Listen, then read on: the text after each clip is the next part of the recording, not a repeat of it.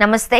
China అణు కార్యక్రమాలపై నిఘా పెట్టేందుకు అమెరికా గూఢచార సంస్థ CIA హిమాలయాలలో పెట్టిన ఓ అణు పరికరం మిస్ అయింది. దానివల్లనే రేడియేషన్ ప్రభావం కనిపిస్తోంది అన్న ఆరోపణలు వస్తున్నాయి.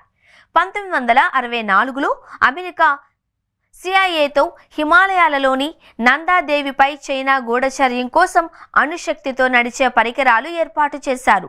దీనికి భారత ప్రభుత్వం సహకరించింది. అయితే తదనంతరం పరిణామాలలో ఆ పరికరాలను అక్కడే వదిలేశారు. మంచు చర్యలు విరిగి పడడంతో ఆ పరికరాలు కనిపించకుండా పోయాయి. ఇప్పుడు అదే సమస్యగా మారింది అన్న అభిప్రాయం వినిపిస్తోంది. చైనా 1964లో తొలి అణు పరీక్ష చేసిన తరువాత అమెరికా, CIA, భారత ఇంటెలిజెన్స్ బ్యూరో సంయుక్తంగా నందాదేవి ప్లూటోనియం మిషన్ పేరుతో ఆపరేషన్ చేపట్టింది.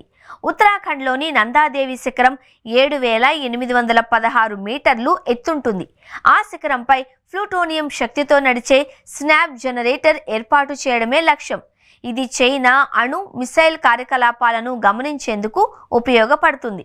1965లో భారత, అమెరికా బృందం పరికరాలను తీసుకువెళ్లేందుకు ప్రయత్నించింది. కానీ తీవ్ర మంచు తుఫాను వల్ల శిఖరానికి చేరలేదు. పరికరాలను తాత్కాలికంగా భద్రపరిచి తిరిగొచ్చారు. 1966లో తిరిగి వెళ్ళినప్పుడు అవి కనిపించలేదు. మంచు కొండ చర్యలు కూలిపోవడం వల్ల గల్లంతయ్యాయి. ఈ పరికరాలలో ప్లూటోనియం 238 ఉండడం వలన రేడియేషన్ లీక్ అవుతుంది అనే ఆందోళనలు వచ్చాయి. 1967లో సమీపంలోని నందాకోట్ శిఖరంపై మరో పరికరం ఏర్పాటు చేశారు. కానీ నందాదేవి పరికరం ఇప్పటికీ కనిపించలేదు. గంగా నది నందాదేవి మంచు దిబ్బల నుంచే ప్రారంభమవుతుంది కాబట్టి రేడియేషన్ కలుషితమయ్యే ప్రమాదం ఉంది అనే భయాలు ఉన్నాయి. 1978లో అప్పటి ప్రధాని మొరార్జీ దేశాయ్ లోక్సభలో ఈ ఆపరేషన్ను అంగీకరించారు. ఇటీవల న్యూయార్క్ టైమ్స్ ఈ విషయంపై వివరంగా నివేదిక ప్రచురించింది. ఉత్తరాఖండ్ నుంచి బెంగాల్ వరకు గంగా నది ఒడ్డున నివసించే ప్రజలలో క్యాన్సర్ వ్యాధి పెరుగుతోంది అని, హిమాలయాలలో మంచు దిబ్బలు కరిగిపోవడం, క్లౌడ్ బర్స్ట్లు, ఇళ్లలో పగుళ్లు రావడం వంటి సమస్యలకు కారణమని నిపుణులు అనుమానాలు వ్యక్తం చేస్తున్నారు.